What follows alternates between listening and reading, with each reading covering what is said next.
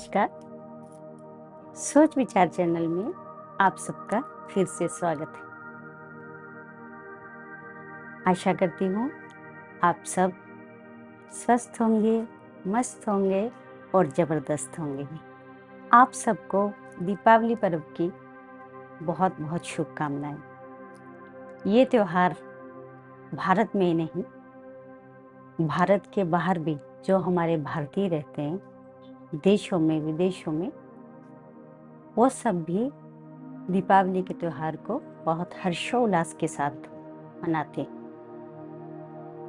दीपावली के दिन माता लक्ष्मी, भगवान गणेश, धन्वंतरी और महाकाली और कुबेर जी की भी पूजा की जाती है। दीपावली का त्योहार कार्तिक मास की अमावस तिथि को मनाया जाता है। इस बार इस मास की तिथि 24 और 25 को पड़ रही है, लेकिन शास्त्रों के मुताबिक दीपावली का त्योहार इस बार 24 अक्टूबर सोमवार को ही मनाया जाएगा।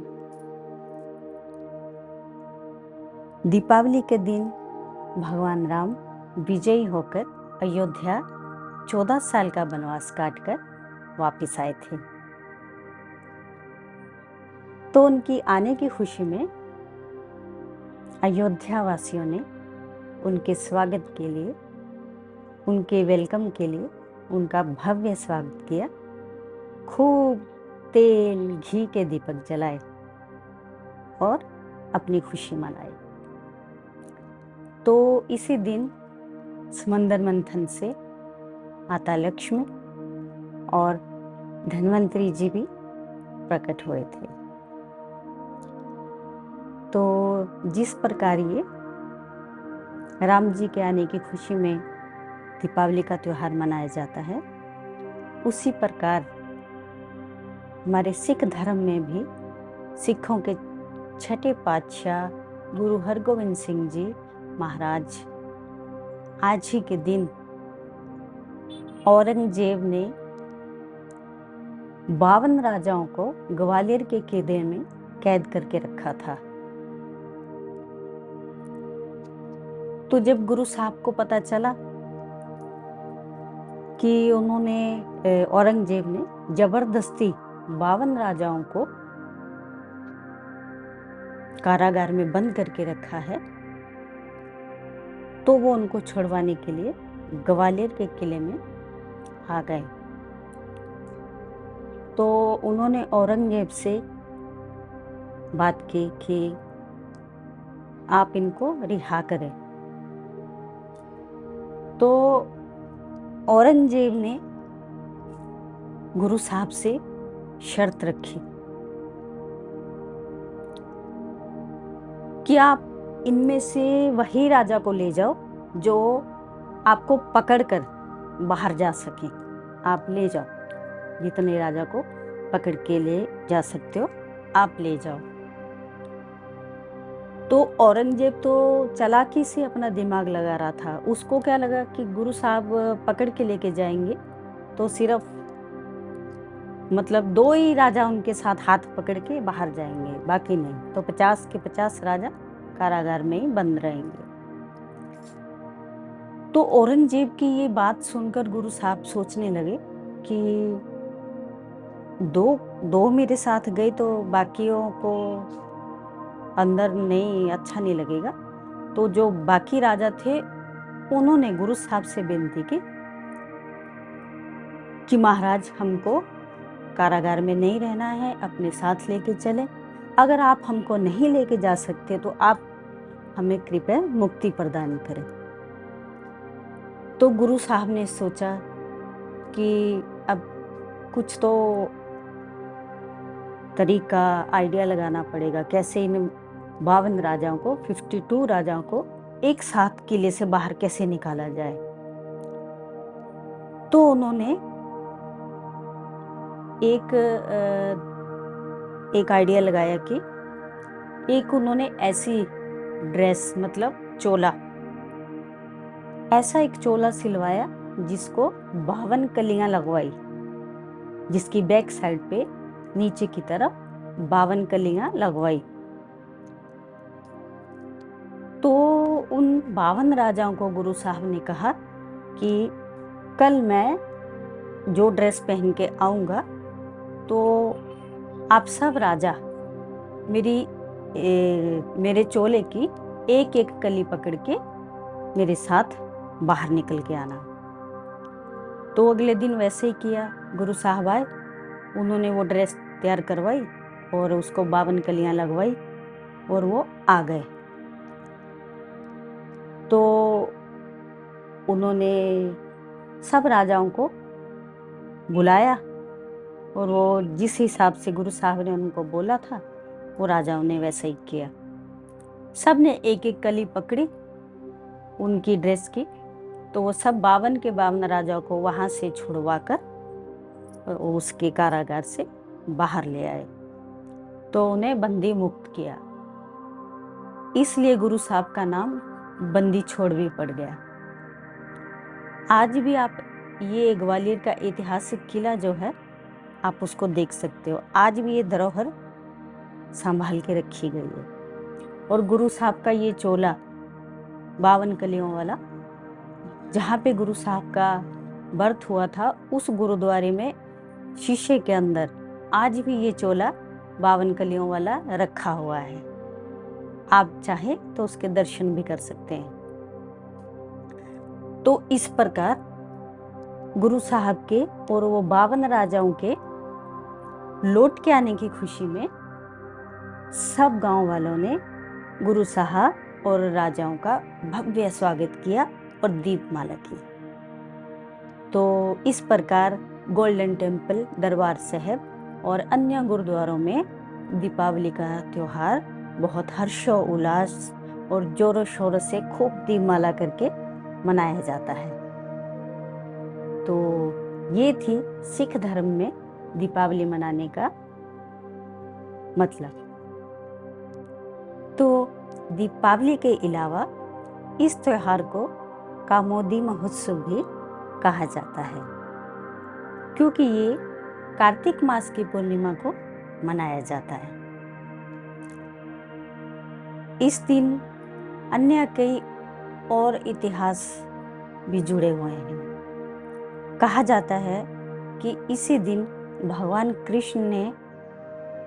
कृष्ण अपने शरीर से मुक्त हुए थे और इसी दिन माता लक्ष्मी और धन्वंतरी जी समंदर मंथन से प्रकट हुए थे।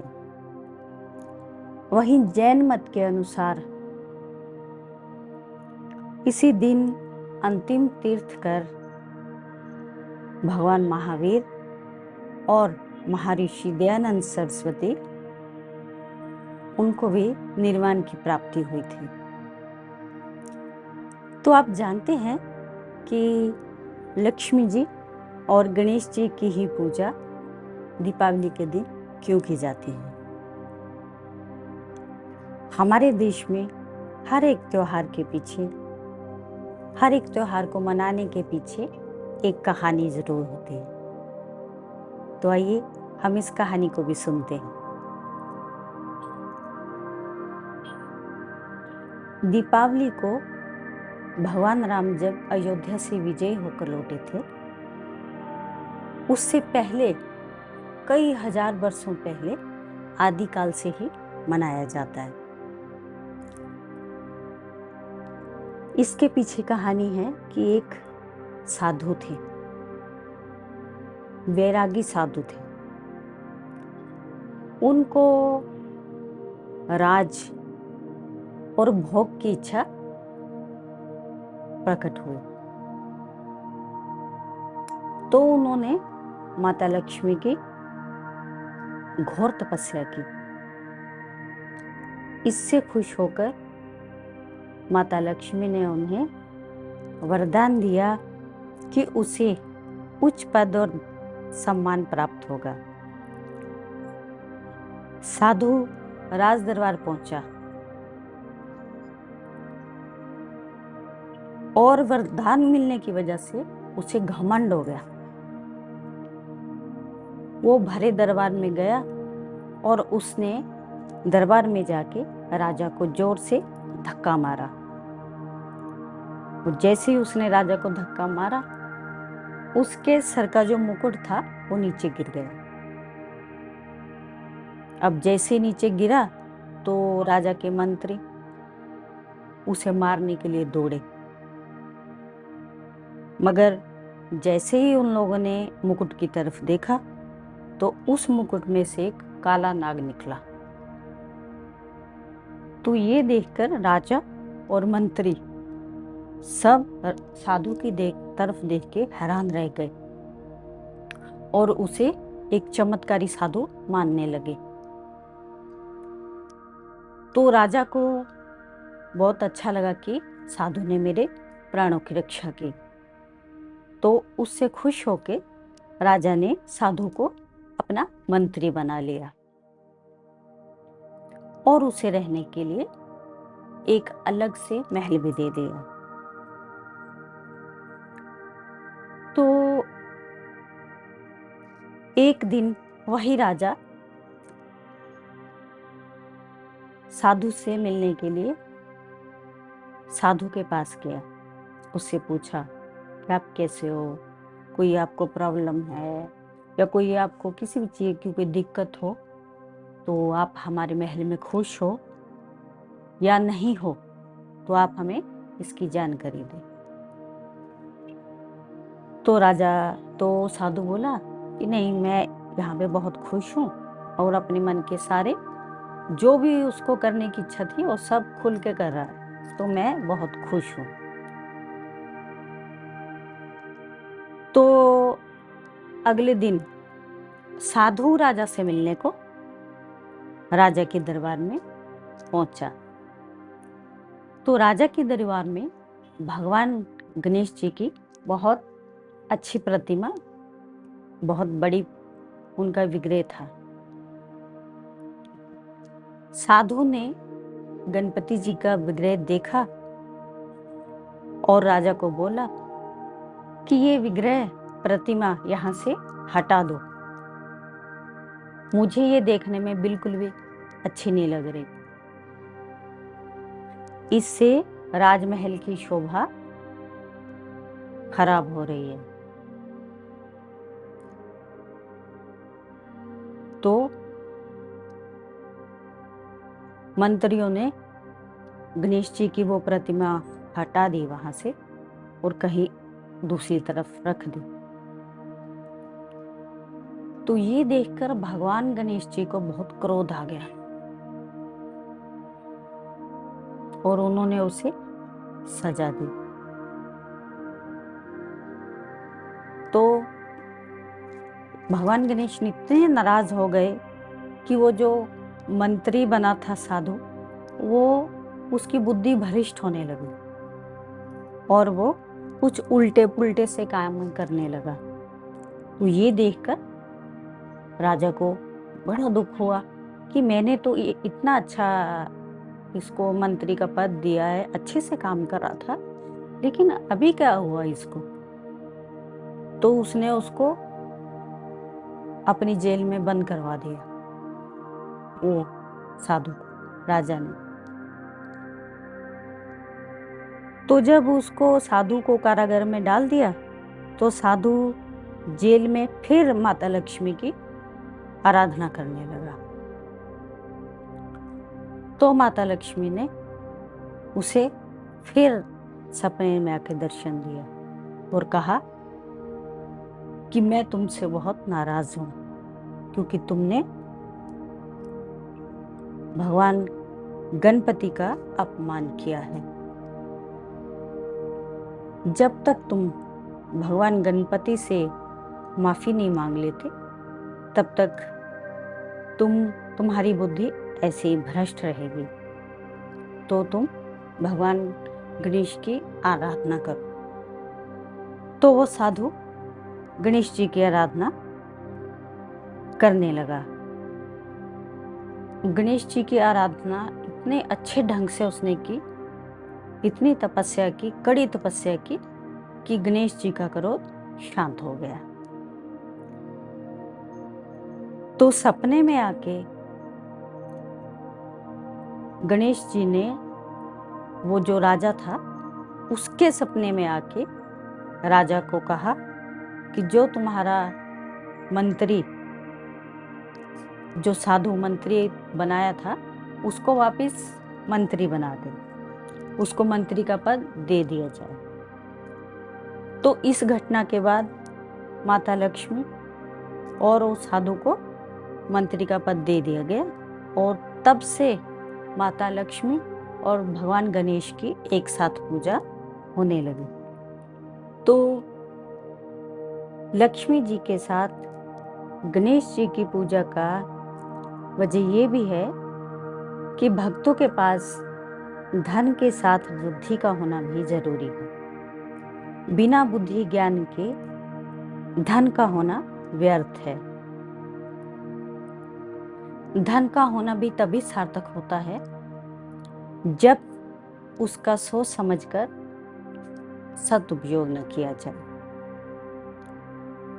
साथ ही भगवान गणेश जी को पूज्य, प्रथम पूज्य देवता के रूप में पूजा जाता है। तो भगवान गणेश को प्रथम पूज्य होने का भी वरदान प्राप्त है। श्री गणेश को संपूर्ण विद्या और बुद्धि का स्वामी कहा गया है। बिना गणेश पूजन के कोई भी कार्य सिद्ध नहीं हो सकता।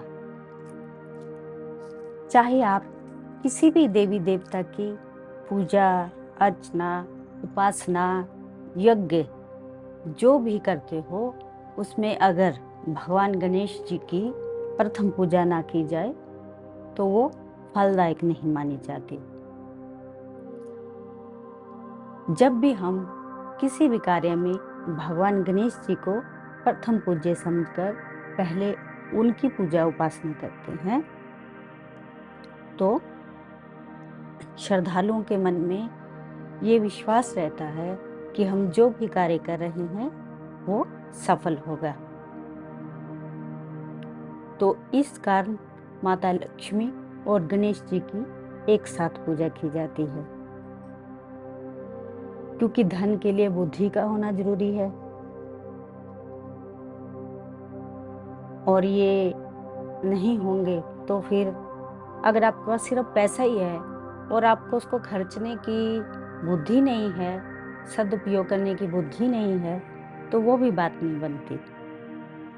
इसलिए बुद्धि के देवता भगवान गणपति और गणेश जी की उस परंपरा से चली आ रही परंपरा से लेके आज तक दोनों की एक साथ पूजा की जाती है।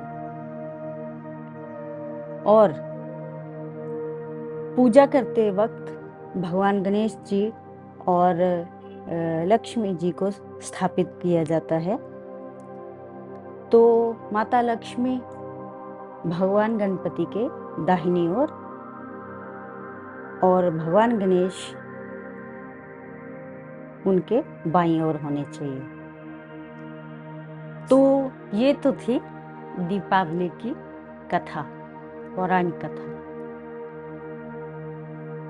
तो आप सबने अपने घरों में खूब साफ सफाई कर ली होगी, रंग रोगन कर लिया होगा, अच्छे से घर को साफ सुथरा कर लिया होगा, खूब जो भी लेना देना था वो भी सब कर लिया होगा। तो दीपावली के दिन और भी कुछ बातों का ख्याल रखें, जैसे आप सोना चांदी के गहने या सिक्के जो भी आप खरीदे उसको अपने घर की समृद्धि के लिए खरीदें, ना कि उसी दिन किसी दूसरे को गिफ्ट देने के लिए खरीदें।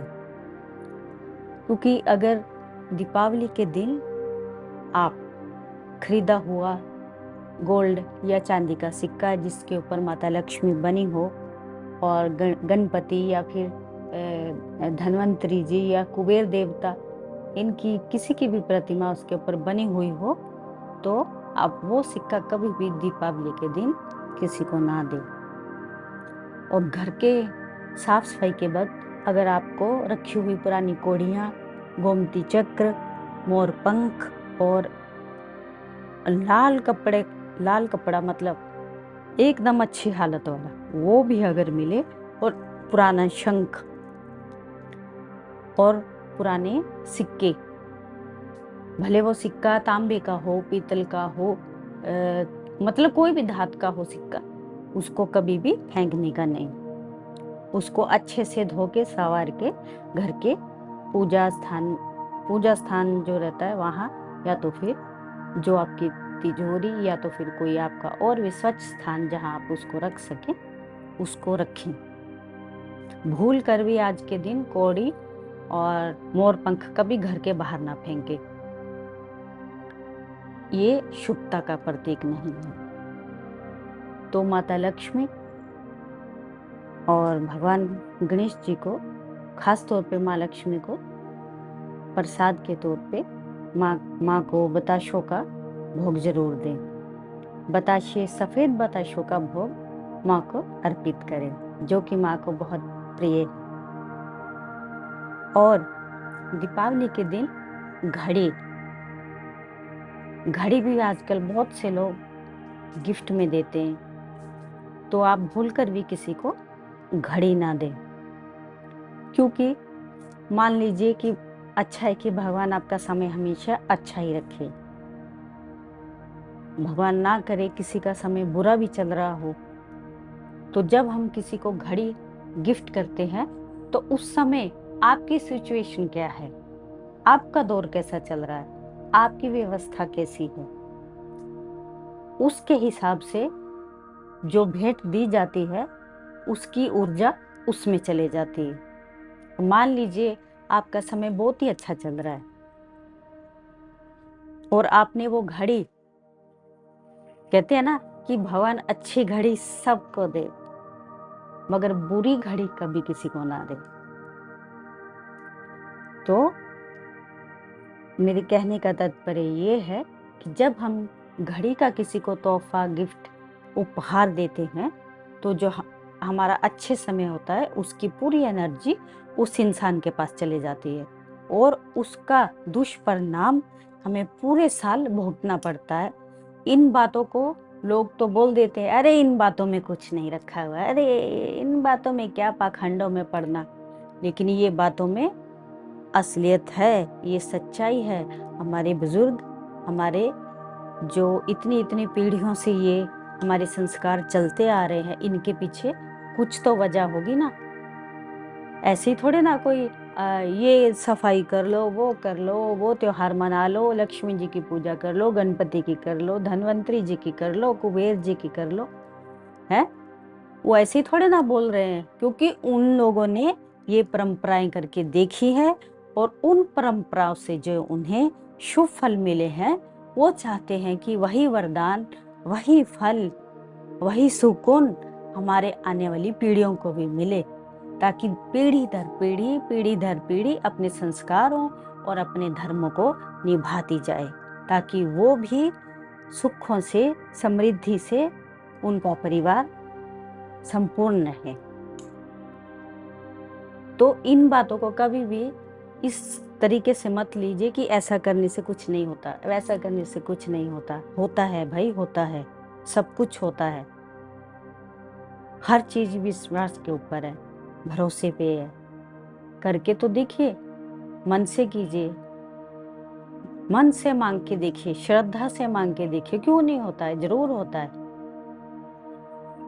उसके लायक इच्छाओं को अपनी खरी रखें, श्रद्धा रखें, भगवान पे भरोसा रखें, सब कुछ होता है, क्यों नहीं होता है।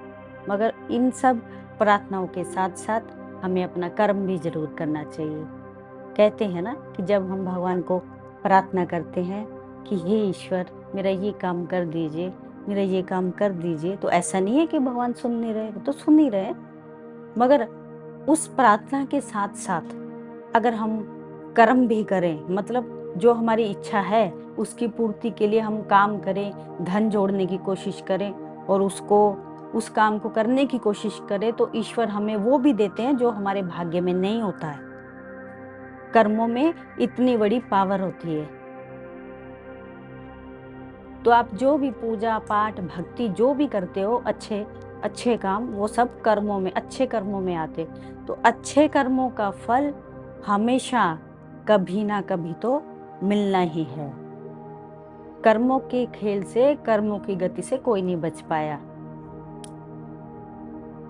तो आप सब माता लक्ष्मी की दिल से खुश होकर पूजा करें, खूब दीप जलाएं, उनका वेलकम करें, उनका स्वागत करें कि माँ लक्ष्मी आपके घर पे भी आए। और